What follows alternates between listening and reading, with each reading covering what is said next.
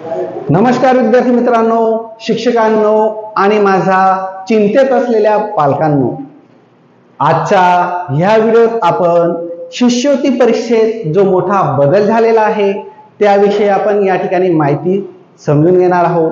यामध्ये तुमच्या सर्व समस्यांचा समाधान करण्याचा मी प्रयत्न करणार आहे। तर सगळ्यात महत्त्वाचं मी सांगू इच्छितो की ह्या वर्षापासून म्हणजेच 2025-26 या वर्षी इयत्ता 4थी आणि 5वी, 7वी आणि 8वी अशा 4 वर्गांना ह्या वर्षी शिष्यवृत्ती परीक्षा द्यायची आहे। पुढच्या वर्षापासून म्हणजेच 2026-27 ला 2026-27 मध्ये जे विद्यार्थी पेपर देतील त्यांच्यासाठी सूचना आहे की त्यांना फक्त इयत्ता 4थी आणि 7वीच्या विद्यार्थ्यांना त्या वर्षापासून शिष्यवृत्ती परीक्षा द्यायची आहे। 5वी आणि 8वीच्या विद्यार्थ्यांना शिष्यवृत्ती परीक्षा राहणार नाही। ही सगळ्यात महत्त्वाची जी शासनाने आपल्याला काही सूचना दिलेल्या आहेत त्या आपण समजून घ्यायचं आहे। त्यानंतर पुढे यांचा जो इयत्ता 4थीचा आणि 7वीचा अभ्यासक्रम, पात्रता व नवीन नियम काय आहेत याविषयी शासनाने आपल्याला काही माहिती दिलेली आहे ते आपण समजून घेणार आहोत। सुरुवातीला विद्यार्थी मित्रांनो, शिष्यवृत्ती परीक्षेसाठी वयोमर्यादा काय असणार आहे, तर 1 जून रोजी कमाल वयोमर्यादा या ठिकाणी शासनाने आपल्याला सांगितलेली आहे की जो सर्व वर्गांसाठी जे असेल तर प्राथमिक शिष्यवृत्ती परीक्षेत इयत्ता 4थीसाठी 10 वर्ष आणि दिव्यांग असतील तर 14 वर्ष असले पाहिजे। इयत्ता 7वीसाठी 13 वर्ष आणि 17 वर्ष असे त्या ठिकाणी वयोमर्यादा देण्यात आलेली आहे। पुढे पाहूया, सदर शिष्यवृत्ती परीक्षेत विद्यार्थी उत्तीर्ण किंवा अनुत्तीर्ण असं आपल्याला या ठिकाणी घोषणा केली जाणार नाही। तर ह्या ठिकाणी सांगितलेलं आहे की विद्यार्थी पास असेल तर पात्र किंवा अपात्र असा या ठिकाणी उल्लेख करण्यात आलेला आहे। पण सगळ्यात महत्त्वाचं, जो विद्यार्थी प्रत्येक विषयात म्हणजे पेपरमध्ये 40% गुण मिळवेल तो विद्यार्थी या ठिकाणी पात्र असणारे, 40% पेक्षा कमी असलेले जे गुण असतील त्याला अपात्र अशी घोषणा देण्यात येईल। तर पुढचं पाहूया, परीक्षा शुल्क काय असणार आहे, तर बिगर मागासवर्गीय विद्यार्थ्यांसाठी प्रति विद्यार्थी जो असेल तर प्रवेश शुल्क 50 रुपये आणि परीक्षा शुल्क 150 रुपये असे एकूण 200 रुपये जी आपण फॉर्म फी म्हणतो अशी 200 रुपये फॉर्म फी तुम्हाला भरायची आहे। नंतर अनुसूचित जाती, अनुसूचित जमाती, भटक्या जाती, विमुक्त जमातींच्या मागासवर्गीय विद्यार्थ्यांसाठी व दिव्यांग विद्यार्थ्यांसाठी प्रति विद्यार्थी 50 रुपये आणि परीक्षा शुल्क जो असेल तो 75 रुपये असे एकूण 125 रुपये तुमची फॉर्म फी असणार आहे। परीक्षेचा अभ्यासक्रम व परीक्षेचे स्वरूप कसे असेल, तर या ठिकाणी विद्यार्थी मित्रांनो इयत्ता या ठिकाणी आपल्याला सांगितलेलं आहे इयत्ता 1ली ते 4थी पर्यंतचा जो तुमचा पाठ्यक्रम असेल म्हणजे अभ्यास सिलेबस असेल त्यावर आधारित तुमची शिष्यवृत्तीची परीक्षा असेल आणि इयत्ता 7वीच्या विद्यार्थ्यांसाठी इयत्ता 1ली ते 7वी पर्यंतचा जो अभ्यासक्रम असेल त्याच्यावर आधारित तुमच्या या प्रश्नपत्रिका असणार आहेत। त्याची काठिण्य पातळी आपल्याला दिलेली आहे।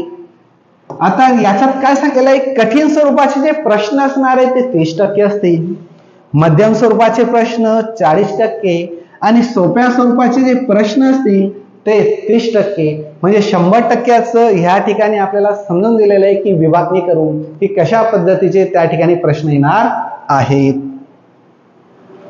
पुढचं आहे प्रश्नपत्रिकेचे स्वरूप। प्रत्येक प्रश्नपत्रिकेसाठी बहुसंच म्हणजे ABCD प्रश्नसंच पुरवण्यात येतील। म्हणजे वर्गात जर 1 नंबरचा म्हणजे 1 नंबरचा बाकावर जो विद्यार्थी बसलेला असेल त्याला A, नंतर त्याच्या पाठीमागच्या विद्यार्थ्याला B, C, D आणि नंतर जो 5व्या क्रमांकावर असेल बसलेला विद्यार्थ्याला पुन्हा कंटिन्यू A नंबरची प्रश्नपत्रिका या पद्धतीने मिळणार आहे। प्राथमिक शिष्यवृत्ती परीक्षेत म्हणजे 4थी व उच्च प्राथमिक शिष्यवृत्ती परीक्षेत म्हणजे 7वी या दोन्ही परीक्षांसाठी उत्तराच्या 4 पर्यायांपैकी एकच पर्याय अचूक असेल।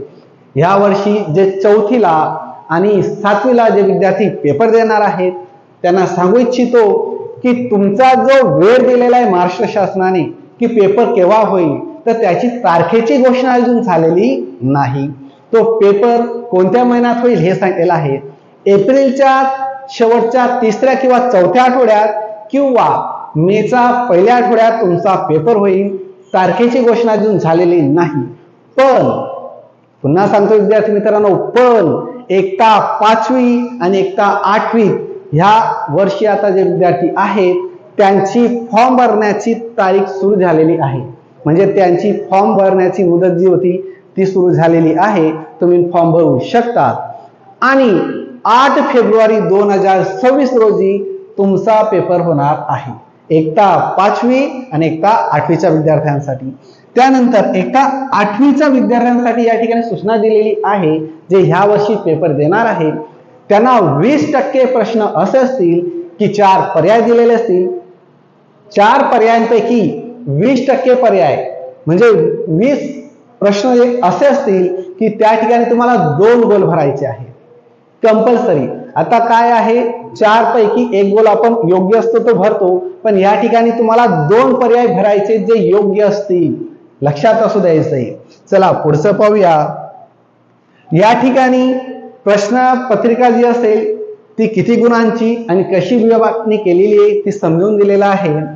तर या ठिकाणी प्रश्न संख्या जी आहे प्रथम भाषा म्हणजे मराठी आणि गणित जो पहिला पेपर होईल त्याचा तुमचं भाषा आणि गणित असेल तर भाषेला 25 प्रश्न 50 गुणांसाठी, गणित 50 प्रश्न 100 गुणांसाठी असे एकूण 150 गुणांसाठी आणि 75 प्रश्न असतील त्याला दिलेला असेल तुम्हाला 1 तास 30 मिनिटं म्हणजे 1.5 तासांचा पहिला पेपर असेल।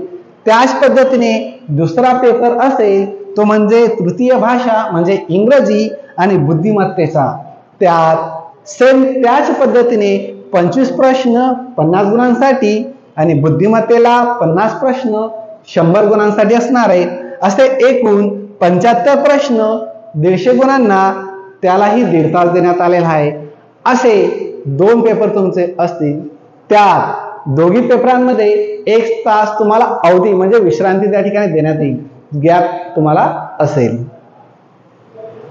नंतर एकटा मंजूर शिष्यवृत्ती रक्कम। आता सगळ्यात महत्त्वाचं म्हणजे तुम्हाला त्या ठिकाणी जी शिष्यवृत्ती मिळणार आहे ती किती मिळणार आहे, तर एकटा 4थीच्या विद्यार्थ्यांना 500 रुपये प्रतिमाहाप्रमाणे 5000 प्रतिवर्ष।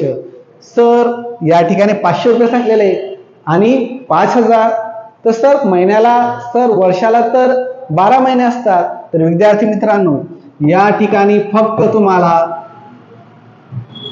10 महिनेच 500 प्रमाणे शिष्यवृत्ती मिळणार आहे। म्हणजेच या ठिकाणी 5000 रुपये एका वर्षाला मिळतील। असे 5000 प्रमाणे 3 वर्ष तुम्हाला शिष्यवृत्ती मिळेल म्हणजे एकूण 15000 रुपये तुम्हाला शिष्यवृत्ती या ठिकाणी मिळणार आहे। पण त्यासाठी नियम या ठिकाणी दिलेले आहेत। जे विद्यार्थी एकटा 4थीत आहेत त्यांनी पुढच्या वर्षी 5वी मध्ये त्यांनी प्रवेश घ्यायला हवा, त्यांनी शाळा सोडायला नको, त्या शाळेत त्यांनी घेतली असावी किंवा जर त्यांची एखाद्या पालकांची जर नोकरीला असतील बदली झाली असेल तर त्यांनी त्या ठिकाणी तशी त्या शाळेत जाऊन सूचना द्यायला हवी, त्यांची माहिती पुरवायला हवी, तर तुम्हाला त्या ठिकाणी शिष्यवृत्ती पुन्हा कंटिन्यू मिळेल। त्याच पद्धतीने या ठिकाणी एकटा 7वी साठीही 7500 प्रमाणे तुम्हाला 3 वर्ष शिष्यवृत्ती मिळेल। एकूण 22500 रुपये तुम्हाला एकूण शिष्यवृत्ती या ठिकाणी मिळणार आहे प्रति महिना 750 रुपये प्रमाणे। नंतर पुढे सीबीएसईच्या आणि आयसीएसईच्या विद्यार्थ्यांसाठी पण खूप महत्त्वाची सूचना आहे।